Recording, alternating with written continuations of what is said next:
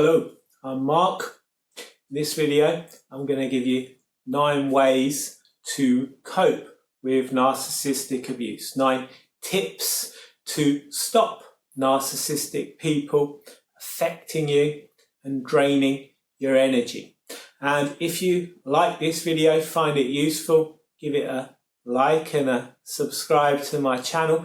Below this video in the description, you'll find a link to my depression and anxiety workbook. So here are my 9 tips to help you cope with narcissistic abuse. The best thing to do to avoid narcissistic abuse is to avoid narcissistic people. But sometimes we're in situations where we can't avoid those people. That could be because they're family members.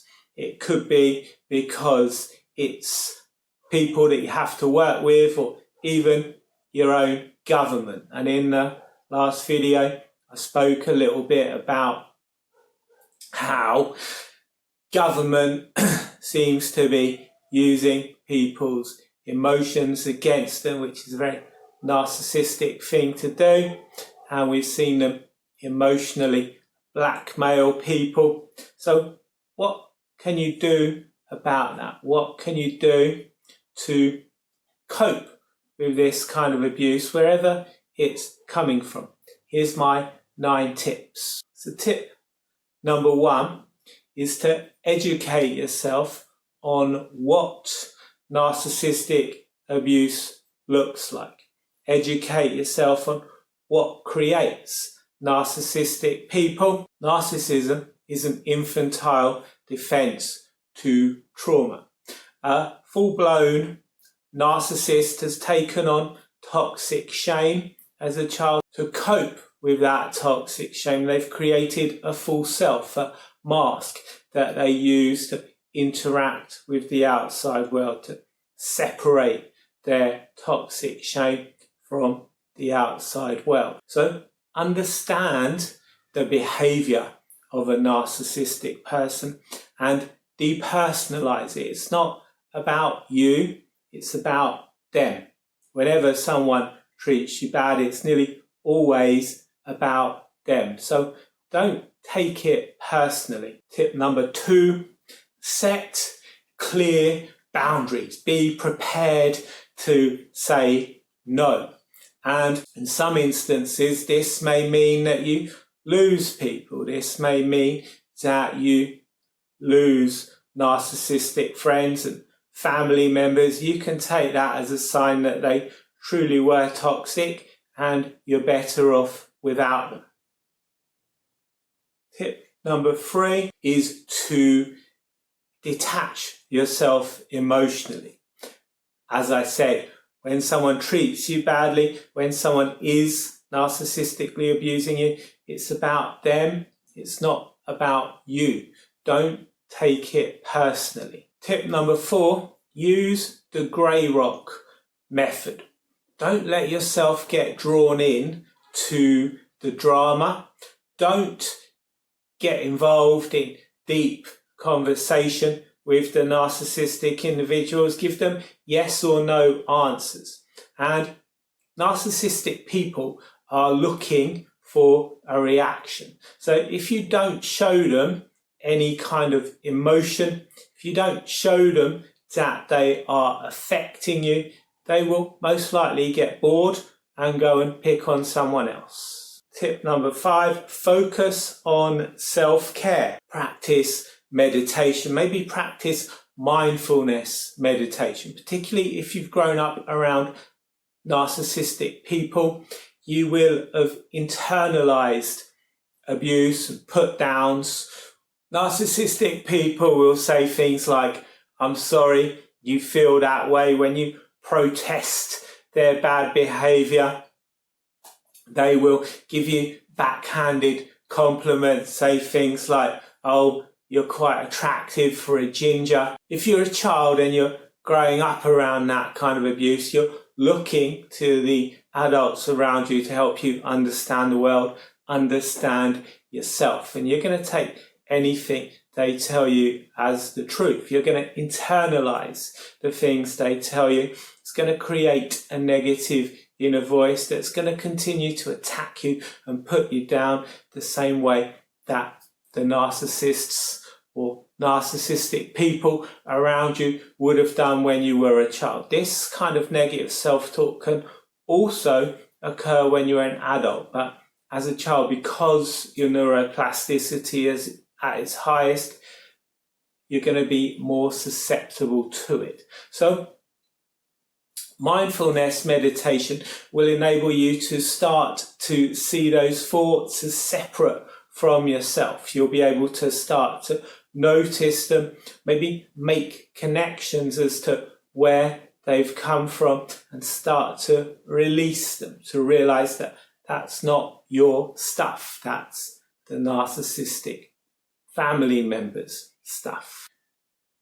And narcissistic people will often project their insecurities on to you, and smaller children within the family are easy targets for these kind of narcissistic people. They may call you dishonest or selfish when it's really them that's dishonest or selfish. They say, if you want to know what a narcissist is up to, look at what they're accusing you of.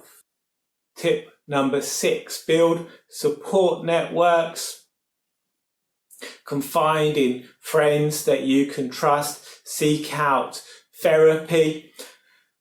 Seek out people that can give you perspective and emotional support. Tip number 7, document incidents. This is important for 2 reasons. Firstly, narcissistic people will gaslight you. They'll tell you things didn't happen when they did, and that things did happen when they didn't. They will really start to make you question your reality. So documenting those things enables you to externalize them, and it also enables you to keep a record so that you can look back when you think you are being gaslit and see for yourself. And if things do get to the point where you need to get the police involved, you've got a record of what's been going on. Tip number 8, don't argue with narcissistic people, and don't try to defend yourself against their accusations. Narcissistic people will often recruit other people into their lies. They will recruit what are known as flying monkeys, and they'll turn others against you. Again, if this starts happening, you can take that as a sign that those people are toxic too. They were never really good friends or family to you, and you can cut them out of your life if necessary. But never be drawn in to arguing with a narcissistic person. Again, that is what they are looking for. They're looking for an emotional reaction from you. Don't give them that. And finally, tip number 9, do something that makes you feel good. It could be some kind of exercise or hobby. It could be sports, whatever makes you feel good. Take care of your physical well-being. Bonus tip, have a regular relaxation practice, particularly if you've grown up with this kind of dysfunction in this kind of narcissistic environment. When a child experiences trauma, the emotional part of their brain grows in size and the thinking part of their brain decreases in size, making them more prone to issues with emotional dysregulation.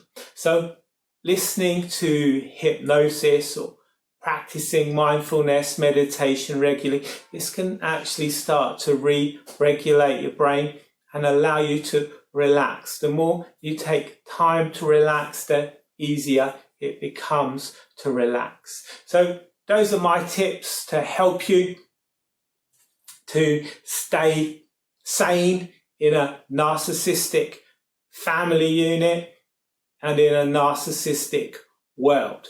Again, if you like this video, found it useful or entertaining in some way, hit the like button, subscribe to my channel, and check the description for the depression and anxiety workbook.